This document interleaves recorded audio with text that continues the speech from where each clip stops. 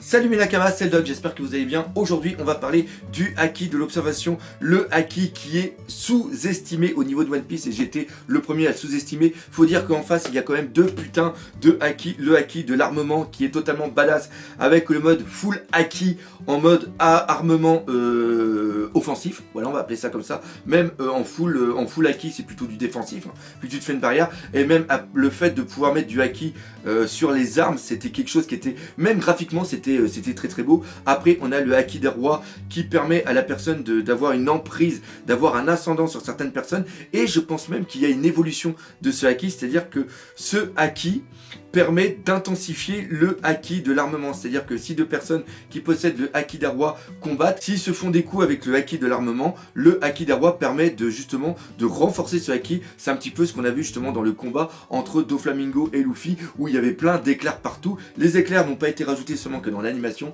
mais les éclairs étaient bien aussi présents au niveau du manga. Maintenant le haki de l'observation. Concrètement on va en parler suite au chapitre 860.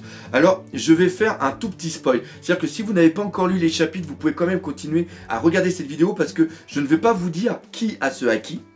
Je vais vous dire seulement une évolution du haki. Ça aurait pu être une théorie en disant oh putain je viens de penser à quelque chose. Imaginez que le haki de l'observation permette d'avoir une vision du futur, comme un petit peu ce qui s'est passé avec Luffy au niveau de Marineford, quand justement il veut foutre un, je crois que c'est un bazooka, il veut foutre un Gomu Gomu no bazooka à Mihawk et là il voit qu'il va se faire couper les bras. Donc en un sens il a une sorte de petite vision sur le futur. C'est un petit peu aussi ce qu'avait Eneru quand il pouvait un petit peu anticiper les actions, les attaques des autres.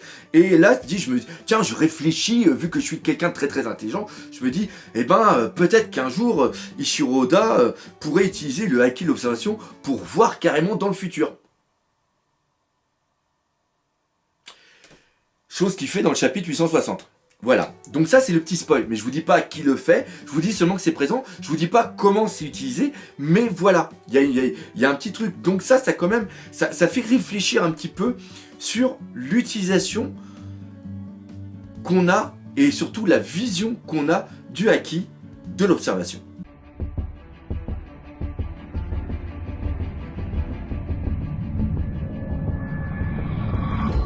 Alors pour faire cette vidéo, parce que j'ai pas beaucoup de temps, je me suis fait des petites notes hein, comme d'habitude sur mon super calepin en bois avec ça, et j'ai aussi pris énormément de données qui sont sur Wiki, One Piece Wikia. En version française, hein, bien sûr. Donc encore une fois, un gros merci à tous les mecs qui bossent là-dessus parce que vous faites vraiment un taf de fou. Et on a déjà le haki de l'observation. Il a été présenté la première fois par rapport au mantra sur l'île des Skypiens. Avec le mantra, et c'était Ener qui pouvait l'utiliser ainsi que ses prélats. Et on a vu qu'il y avait aussi d'autres personnes au niveau des Chandoriens qui pouvaient l'utiliser. C'était la personne de Aisha, A-I-S-A. C'est-à-dire que c'était une petite fille qui pouvait ressentir la vie des autres et elle pouvait ressentir aussi les émotions des autres. C'est-à-dire qu'elle arrivait à ressentir la haine qu'avait Whisper. Whisper, il avait une haine envers, bien sûr, Ener.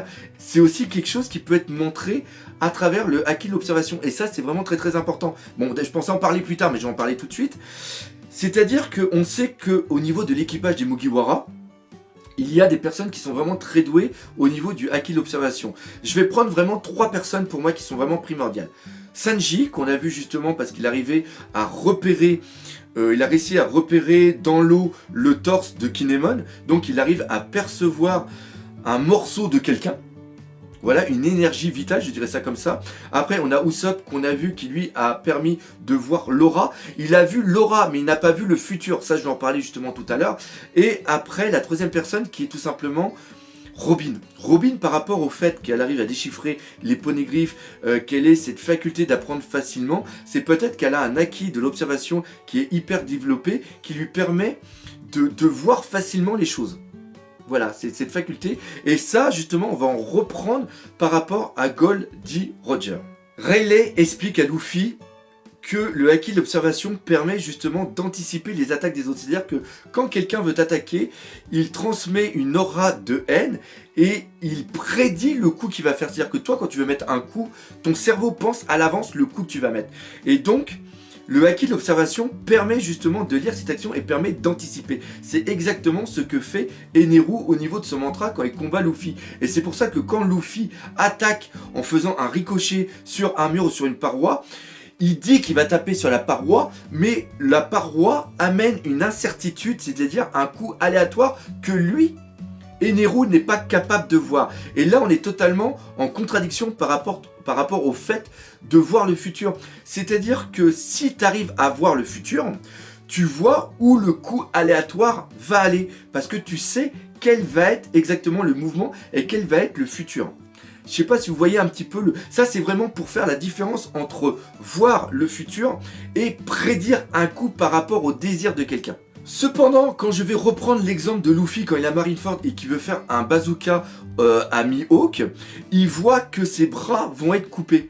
Là, ce qui se passe, c'est qu'il a une prémonition d'un futur possible. Waouh, on va très très loin. Ouais, je vous promets, dans cette vidéo, on va aller très très très loin. C'est-à-dire que en faisant cette action, c'est-à-dire que Luffy veut faire cette action. Et en projetant l'idée de faire cette action, il a une prémonition, il a un instinct de survie qui lui dit « Putain, garçon, si tu fais ça, tu vas te faire couper les bras. » Donc ça, c'est une prémonition d'un futur possible. Maintenant, on va aussi parler d'un autre exemple qu'on m'a donné dans les commentaires de ma réaction live. C'est tout simplement, on m'a dit le Usopp aussi s'est éveillé, a éveillé son haki de l'observation. Il a permis de voir les auras de Luffy, Law et aussi de Sugar. Donc en un sens, ça c'est un éveil parce qu'il augmente sa perception et il voit les personnes au-delà de son champ de vision. C'est-à-dire qu'il voit les personnes telles qu'elles sont au loin par rapport à la vitalité qu'ils ont et qu'ils dégagent. C'est exactement la même chose que possède Fujitora. C'est-à-dire que Fujitora, s'étant crevé les yeux, il augmente sa perception, donc il voit les auras des gens. C'est-à-dire qu'il sait tout ce qui se passe autour de lui par rapport à un haki d'observation qui est hyper développé. Mais là, par contre, on est dans un instant T. C'est-à-dire qu'il voit les auras à l'instant où elles sont. C'est-à-dire qu'il ne voit pas les auras dans un futur possible ou dans un futur réel. Encore une fois. Et il y en a beaucoup qui disent, oui, mais à un moment, Usopp, il voit que Luffy et Law vont devenir des jouets car Sugar va les taper. Et là, ce n'est pas quelque chose, c'est-à-dire que dans la tête de Usopp, c'est matérialisé une peur. C'est-à-dire que Usopp, connaissant le pouvoir de justement Sugar, et vu qu'il sait que Law et Luffy ne connaissent pas son pouvoir et vont avancer, là il y a un très gros problème. C'est-à-dire qu'il voit un futur possible, mais ce futur possible a été créé par une peur de Usopp. Et c'est justement cette peur qui va permettre l'évolution, l'éveil justement de son haki de l'observation. C'est-à-dire que là c'est un possible futur qui a éveillé, et ce n'est pas un éveil qui a fait voir un futur possible. Encore une fois, c'est vraiment une cause-conséquence, conséquence-cause. Et ça, c'est assez important.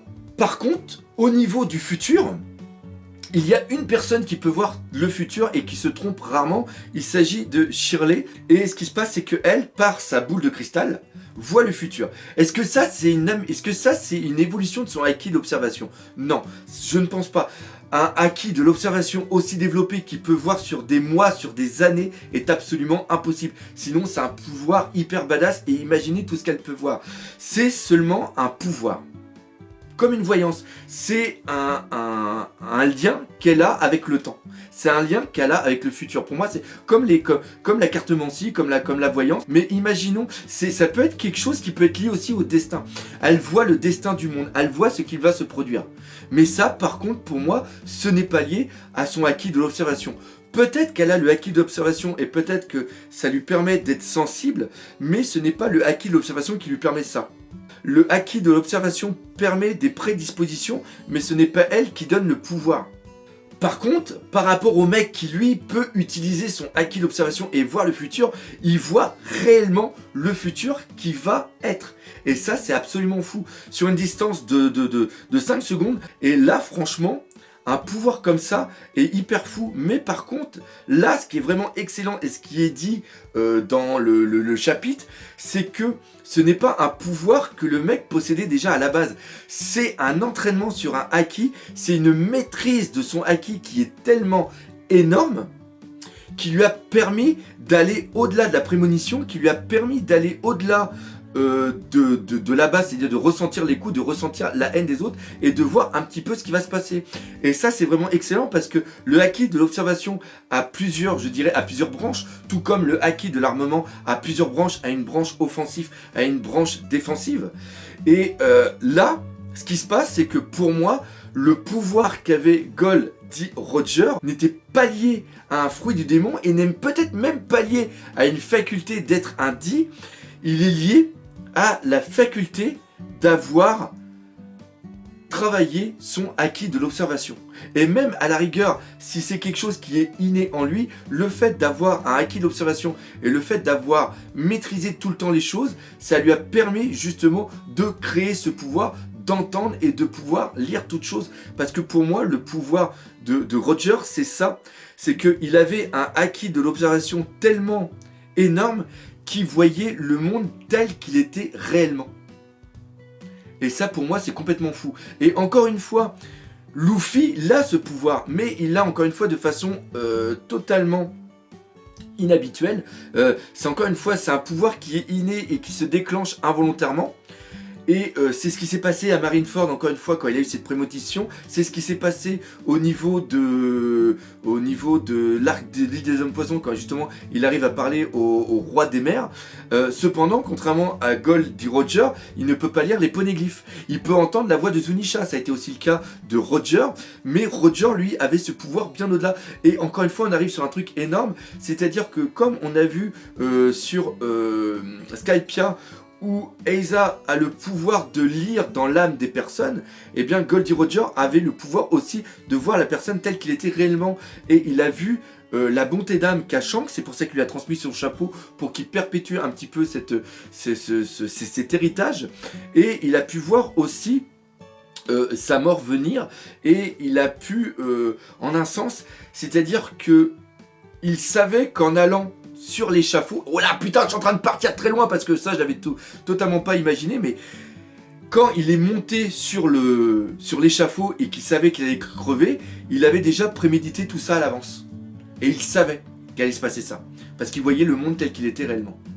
Et il savait peut-être que c'est en faisant ça qu'il pourrait accomplir la chute du gouvernement mondial par rapport à ce qu'il a vu au niveau de Raftel. Et c'est là où on s'aperçoit qu'il ne faut pas sous-estimer les haki. Je ne ferai pas une théorie sur l'évolution du haki du roi, l'évolution du haki de l'armement, mais c'est seulement pour faire réfléchir sur ce putain de haki d'observation qui était le pouvoir le plus faible au niveau de One Piece, alors que là, encore une fois, Ishiroda, à travers un chapitre, nous montre quelque chose d'absolument dingue quand on s'y penche un tout petit peu.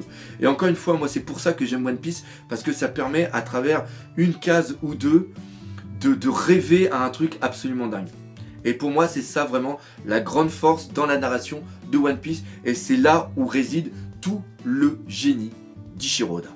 Donc voilà, c'est là-dessus que se termine cette petite parole réflexion de Doc. Encore une fois, j'espère que vous les aimez bien. Si vous aimez, je continuerai à faire ça à toutes mes critiques et analyses, parce que moi déjà, j'éprouve énormément de plaisir d'aller un petit peu au fond des choses et d'expliquer ma pensée. Encore une fois, une pensée qui n'est peut-être pas la vérité, hein. Ce n'est que ce que je pense moi. Donc je peux se dire, ça peut être totalement des conneries, hein. On est totalement d'accord là-dessus.